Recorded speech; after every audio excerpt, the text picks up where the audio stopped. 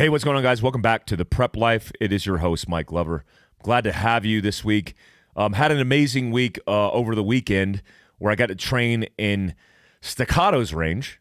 Tony Pignato of Staccato absolutely opened his doors and allowed us to do a documentary for Fieldcraft Frontier highlighting the entrepreneurship journey for Staccato. And he also took us out on the range and gave me and Casey Hildreth, the training director for Fieldcraft Survival, a block of instruction and trained us on the 1911 platform that is the Staccato. I think I got to shoot the P Limited, which is a 2011 double stack 9mm, and the limited version's just a little tricked out with a red dot optic. New holster, new draw stroke, new pistol, new red dot. A lot of new. But it was an amazing experience in being a student for once, because often I tend to be the trainer. Now, we're talking to those guys because they have an organization called Prairie Fire that's doing training and preparedness and all these different things. And it's just cool to get their entrepreneurship story of a small company. They're still very small. They are scaling into a big facility on a big range, but they have grassroots American-made stories. And that's what Fieldcraft Frontier is all about. We also are going to cover Glenn Eberl from Eberl Stock as well in that journey. And it was really cool to catch up with Tony Pignato. That podcast is going to be dropping on the Fieldcraft Survival podcast, so make sure you check it out. If you don't subscribe to the Fieldcraft Survival's podcast, you should. Kevin Estelle is a great host. We have great guests all over there, and every once in a while I guest host, and Tony Pignato will be on that channel. Also got to train in Gritter Sports with Eric Neal helping out, Casey helping out, where we got to train a lot of students in pistol, but also had the ability to reach out and engage with 120 people that came out to see us for Go Rigs and Coffee. Really cool experience. Even the experience of somebody locked their keys in their Jeep and got to use my surreptitious entry skills that the Army paid a lot of money for me to go train on. I haven't used those skills like in a decade, but it was cool. Big shout out to Gritter Sports and all our customers that came out to see us. This weekend, February 18th, we'll be going out to Andy Stump's for a sold-out 250 people seminar, preparedness seminar at Andy Stump's Kalispell Black Rifle Coffee location. Also, I'll be bringing a buttload of swag. If you're interested, I'll be bringing winter gear, all the stuff that we've done with Eberl Stock, Vertex, all the players. Mike Hernandez will be joining me. It's going to be a good time. We'll actually do a meet and greet afterwards with me and Andy Stump, and we're so looking forward to it because it's such a positive thing for the community. 250 people. It's going to be awesome. Guys, let's get in the news. There's so much going on in the world, but this balloon stuff is crazy. Now, here's what I'll say just starting out. A lot of people think that a lot of the things that are being reported is a conspiracy. And a lot of people feel anxiety about all of the things that are taking place. But if you take all of the things, including train derailments, supply chains being burned to the ground like chicken houses, stuff that we're covering, that mainstream media is not covering, and you put it all together, it looks like operational preparation of the environment, OPE. That's a term that special operation and military organizations use in describing how they do the shaping of an environment leading into a campaign. Now, most people who don't understand like national security, defense, have never been read into kind of the sit reps of things that are taking place in intelligence from NORAD to all the RADs, all the organizations across the military spectrum would say, oh, that's just fiction. That's just a conspiracy theory. It's not. It's not at all. Whenever something spikes and you feel that spidey sense, that hair standing up on the back of your neck, pay attention to that. Pay attention to that. You wouldn't be paying attention to it if you were watching mainstream media.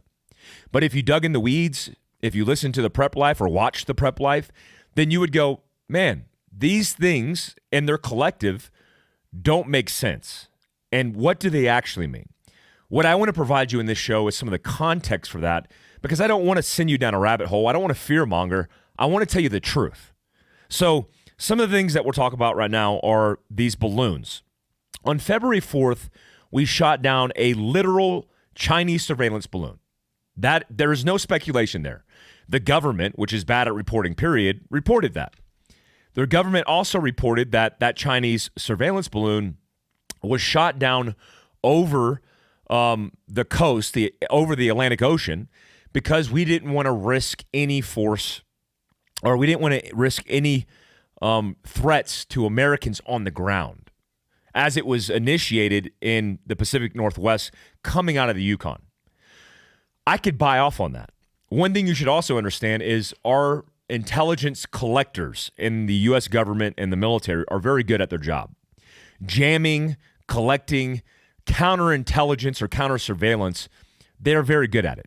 So they put it out. John Kirby, the National Security Council advisor or spokesman, put it out that they were collecting information on it. That's why one of the reasons they didn't shoot it down. And when it got out overseas, over the sea, they shot it down and they picked it up. They actually pulled it off the bottom of the Atlantic. And that's all good stuff. The problem is now the algorithm and the software has been refined. So when you take software that's used in a specific bandwidth to track a certain elevation and distance over the United States of America, let's say 20,000 to 40,000 feet, and the Chinese, the Russian, whoever has the ability to get some kind of surveillance device in that range or that band where we don't track, that becomes a problem. Because the question I'm asking is not whether or not we've compromised our security with these balloons that are being shot down now, because the answer is we have. My question is, how long has this been going on? How much information has the Chinese, the Russians, the Iranians, the North Koreans, all of our adversaries, how long have they been collecting information and sharing information about our country, including our nuclear triad, the submarines, the stealth fighters, and the intercontinental ballistic missiles that are capable of launching ICBMs from here into the atmosphere a mere 30 minutes away to anywhere in the world to fend off and fight in a world war in our own defense, our nation's defense. So if you take all the things in their collective, we are looking at circumstances that are dire. Why would you say they're dire, Mike? Well, one, we're on the precipice of World War III because we don't have a clear plan strategically and tactically on how we're executing this plan. So if you're saying you trust the administration, I would take the pullout of Afghanistan as a good indication to not trust an administration, not just a president, but an administration who really doesn't understand warfare.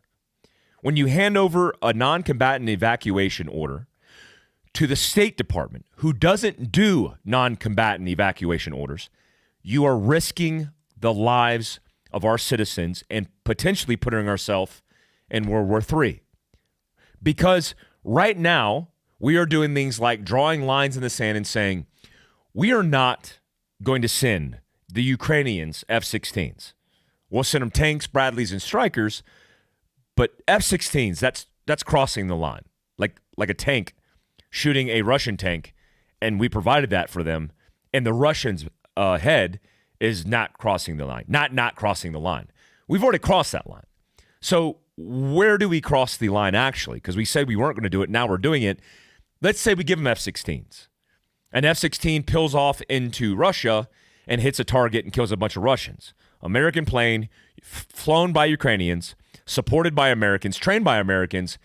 And what does that look like? Well, it looks like maybe the provocation for World War III. Now, just take that and set it aside. If you are a bad guy, you would want to operationally prep the environment for your campaign to succeed. Like we've already seen the campaign in the troll farms, the groups on Facebook, the algorithm changes that were shifting American behavior, making us go out and fight in the streets of our inner cities, our cities, period. Us campaigning against each other. That wasn't just because of trolls trolling each other. That was because there were farms, organized people from organized countries doing the harm to our country, including meddling in our elections.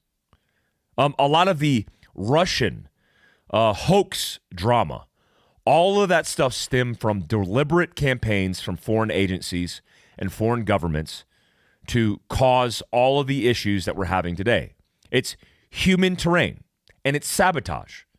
So when you see trains derailing and chemicals being deliberately spilled into our waterways, which happened in Ohio, that just happened. That's not a conspiracy.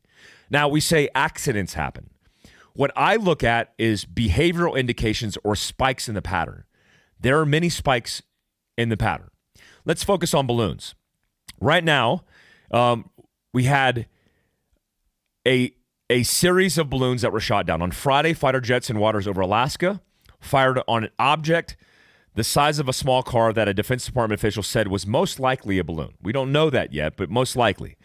The next day, an American F-22 over Canada shot down in the Yukon territory a cylindrical object.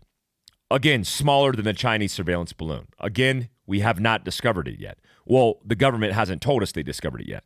And then on Sunday, an octagon-shaped device or structure with strings hanging off of it with no evident payload was hit over Lake Huron near Michigan.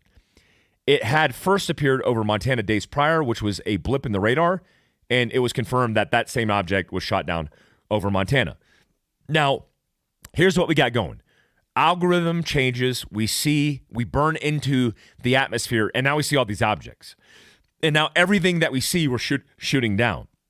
An expert on this New York Times article says, by the name of Mr. Fekowitz, says other experts say this may explain the origins of what some of John Kirby said, the National Security Council spokesman, as slow-moving objects at a high altitude. Mr. Fekowitz says at any given moment, thousands of balloons are above the earth, including many used by the U.S. government, by U.S. government agencies, military forces, independent researchers, and hobbyists, says Paul Fekowitz, the president of K-Mount Consolidated Industries, a maker of high-altitude balloons in Melbourne, Florida. So are these balloons we're shooting down weather balloons or just balloons, period, with no payload, no capability? Well, if you have balloons flying in the atmosphere and they're not discovered, then why would you not, as a Chinese surveillance program over 5 continents, which is the program, insert balloon into this problem set and go, oh, there's 10 balloons, don't pay attention to those, and we could blend in while we're getting across our surveillance capability across your country. That's scary. That's scary. Now, I won't speculate whether the Ohio derailment, other derailments that are taking place in the country are a problem, but here's what I think overall is the significant issue. Last episode, you heard me talk about Mississippi and how for the next decade, 10 years, Mississippians are going to be dealing with boil water notices because their water supply is broken, fragmented, and compromised. Why is that? Well, it's because the infrastructure that exists in this country, including the railroad, including the power supply. Remember that whole thing that took place a month ago where the power grid was shut down in North Carolina when radicals, whoever they were, they could be foreign actors of foreign countries. Like, this isn't new. In World War II, the Office of Strategic Services deployed auxiliary and American forces throughout the campaign to conduct acts of sabotage, subversion, to be able to break and fracture logistical supplies to help the war, to help the effort. So do we think that it's unrealistic for foreign actors to infiltrate into our country, which they are infiltrated completely in this country, to infiltrate in our country and conduct acts of sabotage? Did you know there is a technique for derailing a train? You don't have to blow up the train. You just got to screw up the electronics and the power and the positive and negative outputs of those railways, which could derail and cause collisions with trains. In fact, Tucker Carlson just reported on it recently There have been people who have been prosecuted and have served mild to literally no sentences for doing this. So how hard would it be for foreign agencies with foreign actors on the ground to do things like this and acts of sabotage? Like poison our water system, attack our power grid, conduct attacks on logistical supplies. And then, you know what would be real easy? For them to do that with great intelligence that they collected from 40,000 feet above using their surveillance drones attached to balloons. I mean, guys, this is not conspiracy. Like, I worked under NORAD as a special operations sergeant major working with the Joint Terrorism Task Force and getting intel reports that happen to be in the continental United States. These things that I'm talking about are not anomalies. They are happening. There are intel reports and gatherings of this stuff that are happening all the time. All right, let's shift focus a little bit because I want to talk about Ukraine. I won't tell you the relationship. I won't tell you the person, but I've been notified by a contact of mine in the intelligence community who told me about people who are coming through airports getting interviewed, I would say interrogated, by government agencies about what they're doing overseas in Ukraine. And this has prompted me to want to do a documentary on foreign fighters, American foreign fighters fighting foreign wars. I've always been interested in this. In my military service, we often fought foreign fighters on the ground in Iraq. The number one statistical foreign fighter that you would fight if you were a member of the military in combat arms in Iraq, the number one foreign fighter you would fight was from Saudi Arabia, which is pretty ironic being that Saudi Arabia was an ally. Saudi Arabia was also somebody that we were working with oil and gas. Also, you should understand that Saudi Arabia was the place that all the terrorists on 9/11 came from, that they were radicalized there. So if you were fighting those guys, they were from Saudi Arabia. Number two, Benghazi, Libya. So from Saudi Arabia and Libya were most of the foreign fighters that you fought on the battlefield that were being trained in the deserts of Saudi Arabia or the Green Mountains of Benghazi, Libya. This is not new in warfare. Partisan forces in World War II, the Nazi regime was recruiting and training partisan elements to fight against the Americans or the Allied troops, so on and so forth.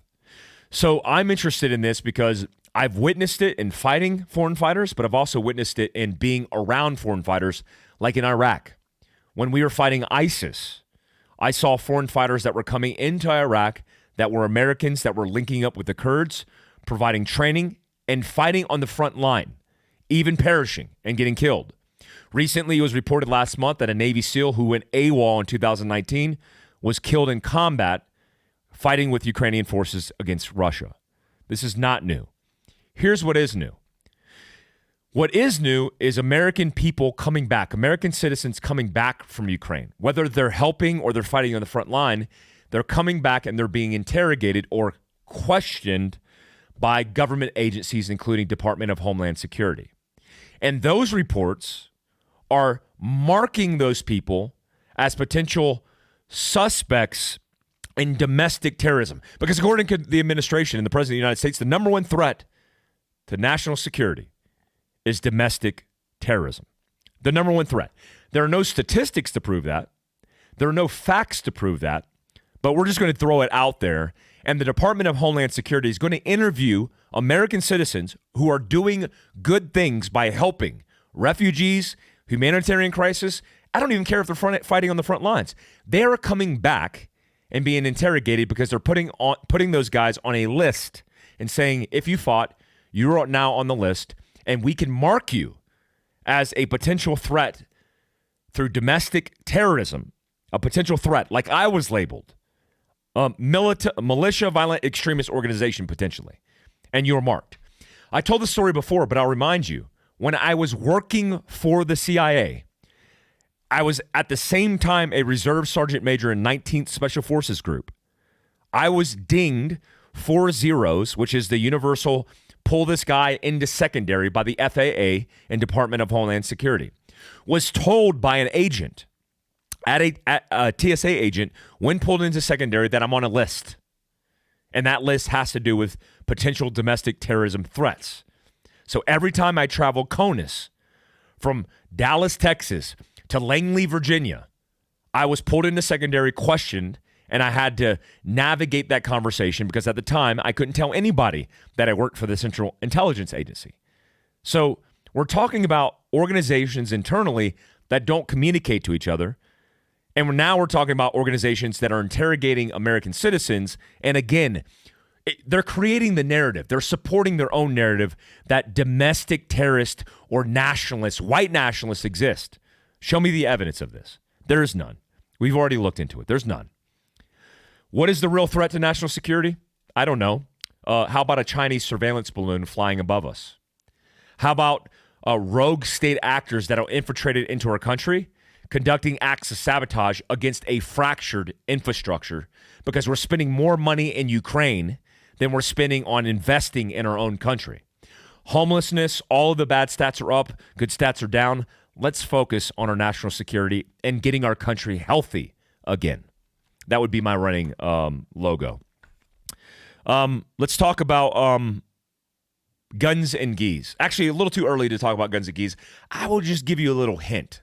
I have a call with Greg Anderson here in a couple of hours to talk about guns and geese. What is guns and geese? The combination of what I think are the most important elements of preparedness: fitness and jiu-jitsu, and self-defense. I also am going to do different versions of that, like ruck resilience or guns and rucks. The list goes on, geese and rucks, whatever that is, because I want to start building resilience into communities through fitness. Look, we have hundreds of people that show up to our events. 60+% of the country is overweight and obese. A lot of people are dying from cancers. They're dying from cardiovascular disease, and we need to get a hold and grasp of this. We want to build bonds. We want to build resilience. It starts with fitness, health, and wellness. So Guns and Geese is that project. I'll leave it at there. On mindset and resilience, we're talking about building new habits. Some of my pro tips for building new habits. Habits are the things that are going to make you better. You could think in your head of all the things that you want to be better at, but without the habitual change, you'll default back to old habits, which might be not good. Like if you come home and you eat potato chips every single time you come back and you don't think about it, maybe every once in a while, that's not bad. But if you make a habit of it, it's unconscious. And then that starts to stack on itself. And before you know it, you're 30 pounds overweight and it takes a long time to recover from that. So here are my building blocks and habits that you should iterate or you should integrate into your life. Number one, natural light. Getting on your cell phone when you wake up, not good. Andrew Huberman recommends, a lot of people in neuroscience who are more intelligent than me recommend, get that natural light in your eye to reset that natural melatonin and biological clock, right? You need that circadian rhythm to be reset or set every single day by getting that natural light burning into your retina. I don't mean stare at the sun. I just mean get outside before you get that artificial light in your eye from your cell phone. Don't even, for the first hour, spend any time on your cell phone. Spend it breathing, getting meditation in, getting some yoga in, and going outside and get some of that natural sunlight in your eye. Also, no caffeine after 3 p.m. A lot of people drink caffeine all day. I am huge into caffeine. Black Rifle Coffee. I'm doing these my CBG product, which is the tactical version of that. Tactical Response. I have some right here, right behind me. Those Tactical Response CBG is a natural way of getting that caffeine. But if you're crushing the caffeine beyond 3, you're not going to be able to get a good night's sleep. Sorry, I can't talk right now. 10,000 steps. It's proven that some of the most healthiest societies in the world get up to 10,000 steps a day. Now, that's likely not realistic for most of you in your everyday job, But if it is, get to stepping. If it's not, get to the gym and get to moving. One of the things that's killing Americans via cardiovascular disease and cancer is our very stagnant lifestyle. We are stagnant. We are sitting still at desk longer than we've ever done it before. A good statistic from The Comfort Crisis, a great book, is 93% of your life is spent indoors, 7% outdoors. Change that. Get outdoors, get natural light in your eyes, and get to stepping. Lastly, get a solid 7 hours of sleep. In the Q course in Special Operations, we used to go, we're getting a solid 7. Solid. And what we meant by that was if we had the opportunity because we are prioritizing sleep or we are getting through the planning process and training and we can get 7 hours of sleep, we would be optimized for performance. Anything lower than 7 hours and we are tired, exhausted, not making good decisions. So get your solid 7 hours of sleep and make sure you do it every single night. Selfish plug for CBD and CBN. I own a company called The Wolf 21. You can go to thewolf21.com. CBD and CBN are the best combination of natural supplementation of natural cannabinoids that are hemp-derived that will help you get to sleep and stay asleep, and I take it every single night. On to EDC. Look, one of the things that we like to do is that we like to do EDC breakouts, and what I'll do for these videos is as I start to talk about certain considerations in EDC, mobility, and homestead, I will do YouTube video breakouts on that subject matter. I love the format. I can't wait to get to a new studio down in Salt Lake City when we open our new facility and bring guests in and do all this stuff and make a highly produced show for you because I'm getting great feedback, and I appreciate that, guys. But I want to do breakout sessions on certain things that we talk about. On EDC today, I'm talking about 1911s for EDC. Now, here's what I'll say. The best EDC pistol I've ever used, because of the magazine capacity, size, and form factor, is the SIG 365 XL Macro. It's compensated, it's got 17 plus 1 rounds and a red dot, and is 1 inch thick. You can't beat that for carry. But my hand is like massive. Interestingly enough, training with Tony Pignato, his hand is like the size of my hand. We're actually similar sizes. And my hand overwhelms most guns. So if you were to tell me a Colt Commander as an option for carrying concealed, if you said, hey, get a Colt Commander. Back in the day, I used to carry a Colt Commander, by the way, which is the compact version of a 1911. I would say, no way. One, my hand overgrips the gun. I mean, I get good grip on the gun, but it's single stacked. We don't have the opportunity with 9mm and all the things that have changed with 9mm and getting a good gun with a good magazine capacity of rounds. But there is a new gun that Staccato has come out with. Look, I don't know. I'm not a big 1911 guy. I don't have any 1911s except for this one Staccato that I own. Oh, I do have a Tri 11 that I own that belonged to a family member of mine, but I never shoot it. Would I use the Staccato P Limited in carry? Absolutely not. I'm actually going to use it for a new class in USPSA. I think it's going to be a new class. Maybe not. Maybe carry optics.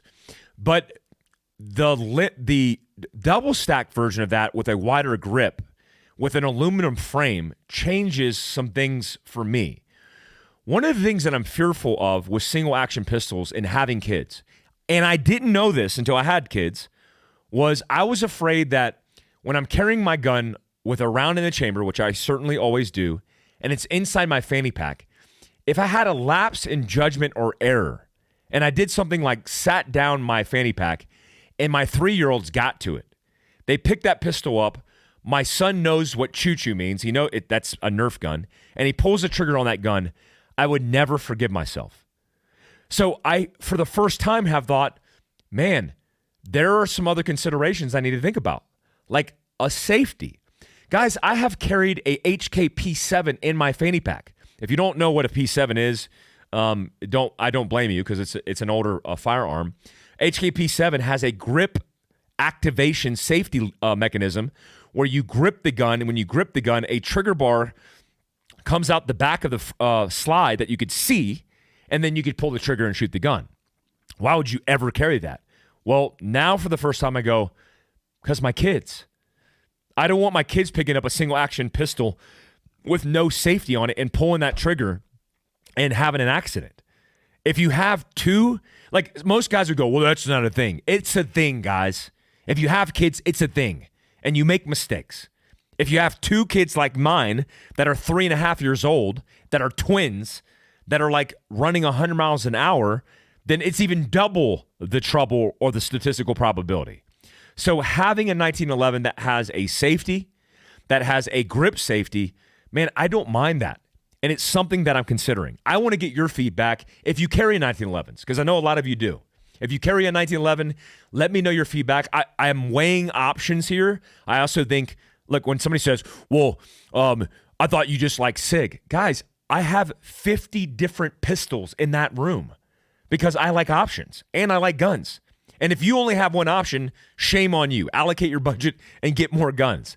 But the more the merrier, and I like having options. So if you like 1911s and carry, let me know what you carry and let me know how you carry it. I also want to know what gun you carry. Leave that information down below in the comments and make sure you subscribe and hit the notification tab. On mobility, guys, June is our next mobility class. We are doing motorcycles. We are doing a booth at Overland Expo, both at Claycroft, which is ex-Overland's booth. We will have one tent. Thank you, Claycroft. Thank you, Expedition Overland. Thank you, Rochelle. Thank you to the team. And we will also have our booth, our big booth, at the motorcycle section because we will have motorcycles on display. Right now, we're working with Harley-Davidson on getting our med kits integrated into their vehicles, into their motorcycles, into their we're going to start out with their saddlebags. We are also looking at integrating different types of kit for adventure bikes, which means Tony Bignotto, you need to get an adventure bike. I'll have Kyle, who has done a podcast with me, who owns a YouTube channel. Forgive me, my brain's not working right now. I will put that channel down below. But Kyle has a great YouTube channel on adventure biking. Why is that something that we would focus on? Because it is a great platform for bugging out and also learning resilience and all the things that we talk about in survival and first aid. So, adventure bikes, if you own one, sign up for our mobility course in June because we will be doing mobility training with experts and we'll be doing mobility runs, drives all over Utah, which is going to be super fun. On Homestead, let's talk about hunting. Many people ask us all the time about hunting and how they can get involved. The first start point for me is defaulting you to Eastman's hunting journal because you need to get the education, but they also have an app. I believe they have an app. I know they were evolving and developing a new app. They have an app that helps you learn and understand the tag system. That is a very difficult thing to navigate, even for somebody who's an intermediate hunter. I would consider myself not novice, not an expert, somewhere in between. It's difficult. There are a lot of laws per state, a lot of tag rules, and they're always changing. It's hard to keep up with. But Eastman's Hunting Journal is a great place to start. Also, Eastman's elevated as a podcast. Eastman's doesn't pay us. We just believe in each other's mission, and we help them any way we can. And it's where I go for expertise because they certainly are the experts. Also, on the hunting side, what I plan to do, John Barklow, a lot of guys in our network, John Dudley, I want to do education components to our app all about hunting. That's in choosing the right clothing and camouflage. I'm a fan of Eberl and Sitka. And choosing the right equipment and the train up, all the things we hope to bring to you in our application. In fact, I got a business call today over that application because we're getting it rolling. You will have an application that's Fieldcraft Survival at a minimum on Apple, and we will migrate to Android by June 6th, which is the date my book launches. I promise you that. All things education and everything preparedness. Lastly, let me get the book because I do a book per podcast. I'm going to pull one from the shelf.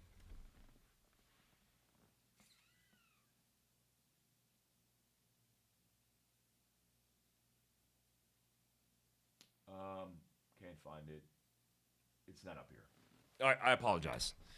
Just kidding. John, insert graphic. The book choice is Endurance. Endurance. The book is the story of the Endurance expedition, which was a transcontinental expedition across Antarctica, where 27 men sought out to break a transcontinental record, and they got stranded on an iceberg when their ship was destroyed, which was called the Endurance, out at sea. They spent 490 plus days on an iceberg, surviving off seal blubber, dogs they brought with them, and the food rations they had on hand. When they got back after this epic story of resilience and survival, through the leadership of Ernest Shackleton, whose family motto is "Through endurance we conquer," which is ironically my motto for my family. Through endurance we conquer. Most of them went and served in World War I. As they left for the expedition, World War I kicked off. As they returned, it was just wrapping up, and they still went out to fight. Some of them even killed on the battlefield in World War I merely weeks after returning from this epic expedition. So Endurance is the third-party story of that amazing expedition, but you can learn a lot about one of the most amazing stories of survival and resilience. Guys, a couple updates. We got a 2-day course with Kate Smith and Kevin Estella for survival for women's only in Aberdeen, North Carolina, April 22nd and 23rd. If you're into survival and you're not following Kate Smith or Kevin Estella, please follow them on social media. They are doing amazing things, experts in their field, and they're doing a 2-day women's only course, again, April 22nd and 23rd in Aberdeen, North Carolina. This weekend, I'll be in Montana with 250 people. I can't wait to see you. It's going to be amazing. But on 18 February this weekend as well, Tyson, one of our instructors, will be at Pro Gun Club teaching a basic defensive pistol. Make sure you sign up with links down below. Tyson Shumway is one of our instructors. Guys, I love you guys. I appreciate all the great feedback on this show. If you like this show, subscribe, hit the notification tab, and also leave us your comments down below. All of that stuff helps, but I love to see you guys engaged, and let us know what you want us to talk about as well, because all that stuff's important.